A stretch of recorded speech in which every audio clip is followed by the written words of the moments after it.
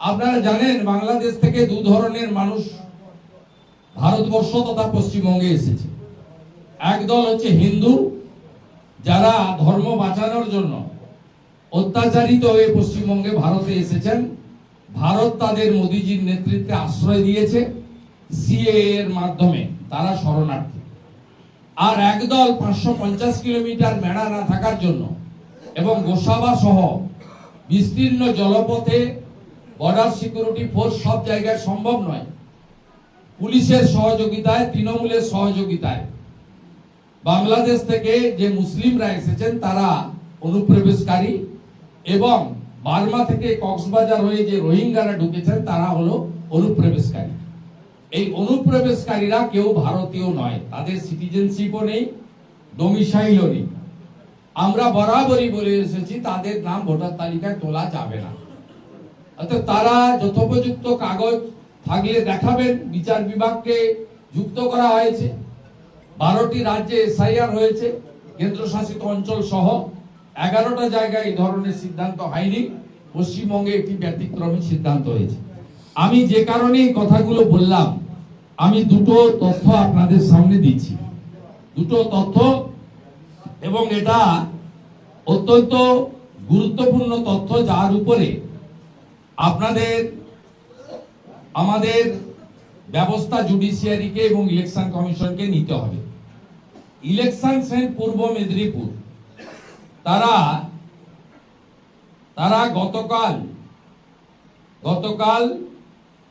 1:10 PM দুপুরবেলা, তারা না 1:10 নয়, সন্ধ্যেবেলা 8:55 PM এডিএম এলার তিনি ওই গ্রুপে লিখছেন, at the rate of all videos please appoint one LO, that means liaison officer, to be attached with honorable judicial officers.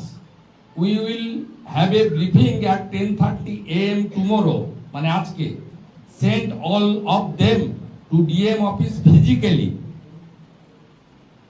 তার মানে মোবাইল বাইরে ফোন রেখে তাদেরকে বলা হবে কি কি করতে হবে, যেটা মমতা ব্যানার্জি শিখিয়ে দিয়েছেন চিফ সেক্রেটারি নন্দিনী চক্রবর্তীকে। নন্দিনী চক্রবর্তী ডিএমদের শিখিয়ে দিয়েছেন, আর ডিএমরা তাদের এডিএমদের দিয়ে এই অপকর্মটা করবেন। আমি পরিষ্কার মাননীয় জুডিশিয়াল আধিকারিক এবং কলকাতা হাইকোর্টের প্রধান বিচারপতিকে, রাজ্যের বিরোধী দলনেতা যিনি 2,33,27,000 মানুষকে প্রতিনিধিত্ব করেন, আমি অনুরোধ করব যে কোন লিয়াজো অফিসারকে আপনি অ্যালাউ করতে পারেন না বা করবেন না। কারণ সুপ্রিম কোর্ট পরিষ্কার বলেছে যে 28/2 এর পরে যে সাপ্লিমেন্ট লিস্টের জন্য যে ভোটার রয়ে যাবে সে সংখ্যা কি হবে ইলেকশন কমিশন জানে এবং জুডিশিয়ারি জানে।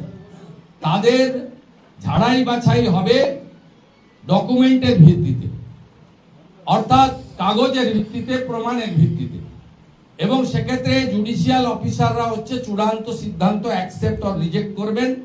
তাদেরকে দুজন সহযোগিতা করবেন, একজন ভারত সরকারের যে কর্মচারীরা, আধিকারিকরা এসেছেন, মাইক্রো অবজারভার তারা থাকবেন, আর আরেকজন থাকবেন রাজ্য সরকারের দেওয়া গ্রুপ সি যারা অফিসার্স তারা। কিন্তু সেখানে লিয়াজোর কথা বলা নেই। এই লিয়াজো আমরা দেখেছি পুলিশ অবজারভার, জেনারেল অবজারভারদের সঙ্গে বিশেষ রাজনৈতিক দলের লোকেদেরকে লিয়াজো করা হয়, এবং তারা লিয়াজো অফিসার হিসেবে প্রথমে ম্যানেজ করার চেষ্টা করেন, পরে যদি কথা না শোনেন, ম্যানেজ না হন, বাধা দেওয়ার চেষ্টা করেন।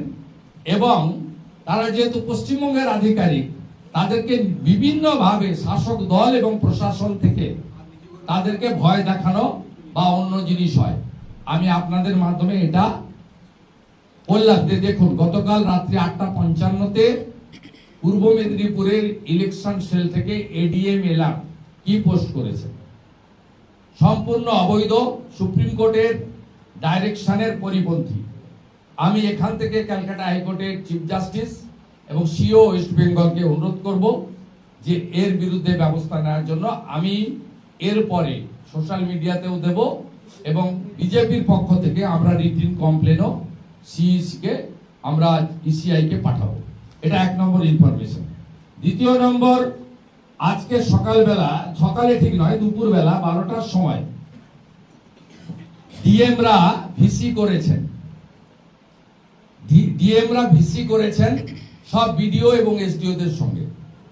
সেই ভিসিতে আমরা স্পেসিফিক পেয়েছি, কোচবিহারের ডিএম ভিসি করেছেন, তাতে instruction, please make ADJS additional district judges, ADJS, understand there is provision of field inquiry in SIR, so they can do it for genuine electors with partial documents or problematic documents. Bangla করলে কি দাঁড়ায়? অতিরিক্ত জেলা জাজেদের, বিচারপতিদেরকে আপনাদেরকে বলতে হবে, বিডিওদেরকে বলা হচ্ছে, এটা পশ্চিমবঙ্গের সব ডিএম করেছেন 12টার সময়, সমস্ত তথ্য ডকুমেন্ট আমাদের হাতে। সেখানে বলছেন যে ফিল্ড ইনকোয়ারি দরকার হলে করুন, যাদের কাগজপত্র নেই। এটা করতে পারেন না। সুপ্রিম কোর্টের রায় অর্ডার নম্বর যে 4 নম্বর পরিষ্কার পড়া লেখা আছে, আপনাকে আপলোডেড ডকুমেন্টের উপরে, তথ্য যা পেয়েছেন তার উপরে আপনাকে শুনানি করতে হবে, হিয়ারিং করতে হবে, এবং তথ্য সঠিক কিনা। একজনের ভোটার লিস্টে নাম তুলতে গেলে তার ভারতীয় নাগরিকত্ব আছে কিনা, তার স্থায়ী বাসিন্দার আমাদের ডোমিসাইল সার্টিফিকেট আছে কিনা, এটা তাদেরকে দেখতে হবে।